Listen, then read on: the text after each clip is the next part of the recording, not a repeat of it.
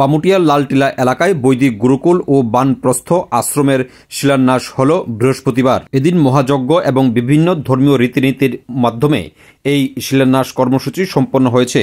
এই শিলান্যাস কর্মসূচিতে উপস্থিত ছিলেন বহির্রাজ্য থেকে আগত বিভিন্ন সাধুসন্তরা। সাংবাদিকদের মুখোমুখি হয়ে এই সংস্থার সম্পাদক ডক্টর খোকন রায় এই কর্মসূচি সম্পর্কে বিস্তারিত অবগত করেছেন।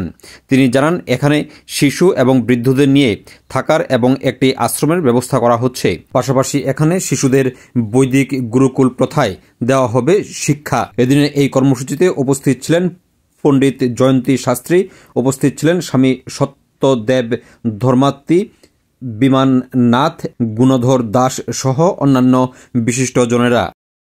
पूजन करे आज हम देव की बाती पूजन करे आज हम स्वागतम स्वागतम स्वागतम स्वागतम स्वागतम स्वागतम स्वागतम स्वागतम।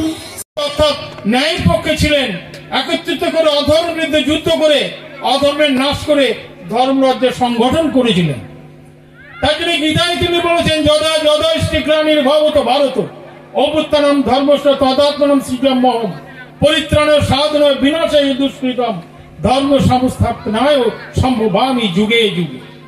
তাই ধর্ম যখন অধর্ম হয় তা নাশ করার জন্য মহাপুরুষ অবতরণ করেন, ভগবানের অবতরণের প্রয়োজন হয় না।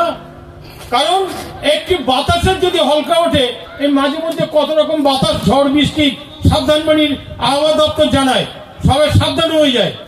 কত তছনছ করে দেয় সামান্য বাতাসের, ঘরের ছাদ উড়ে যায়, বড় বড় বিল্ডিং ভেঙে পড়ে, জলস্থানে ধ্বংস হয়। ঈশ্বরের জন্ম নেওয়ার প্রয়োজন হয় না, কারণ ঈশ্বরের জন্ম নেই, মৃত্যু নেই। অকায়ম অব্রণম অস্নাম বীরম শুদ্ধম পাপবিদ্ধম। তাই রামচন্দ্র তিনি মহাপুরুষ ছিলেন, তিনি ত্রেতা যুগে তার আদর্শ আমাদের মধ্যে তুলে দিয়েছেন, ধরেছেন। তার রাজ্যে চুরি ডাকাতি চিন্তাই ছিল না, অন্যায় ছিল না, খুন খারাপই ছিল না, তাই বলা হতো রাম রাজ্য। তাই এই রামচন্দ্র যোগেশ্বর শ্রীকৃষ্ণ ঈশ্বর ছিলেন কিনা এই বইটার মধ্যে দিয়ে পাবেন। আমরা এখানে বৈদিক গুরুকুল বানপ্রস্থ আশ্রমের শিলান্যাস করতে যাচ্ছি। মানে কি ধরনের কর্মসূচি থাকবে আপনার এখানে? প্রথম অবস্থায় আমরা গুরুকুলটা শুরু করবো বাচ্চাদের নিয়ে। এখন তো আপনারা দেখতেই পাচ্ছেন পানিসাগর যে বৈদিক গুরুকুলের বাচ্চারা আছে তাদের অ্যাক্টিভিটিস, এবং তারা বিনা পয়সায় এখানে পড়াশোনা করতে পারবে, থাকা খাওয়া এখানেই চলবে। ছেলেদের জন্য একটা গুরুকুল স্থাপনের এবং বানপ্রস্থি যারা ধরেন 60 হয়ে যায়, বাড়িঘরে থেকে অনেক জ্বালা যন্ত্রণা পায়, দুঃখ বেদনা ভোগ করে, এরা যাতে স্বইচ্ছায় এখানে এসে থেকে বেদ অধ্যয়ন করে, শাস্ত্র অধ্যয়ন করতে পারে, 2 বেলা সন্ধানী করতে পারে এবং যজ্ঞ করতে পারে, এইরকম একটা চিন্তাভাবনা করে এখানে বৈদিক গুরুকুল এবং বানপ্রস্থ আশ্রম স্থাপনের আমাদের চিন্তাভাবনা। এই কারণে আজকে এটার শিলান্যাস আমরা এখানে করেছি।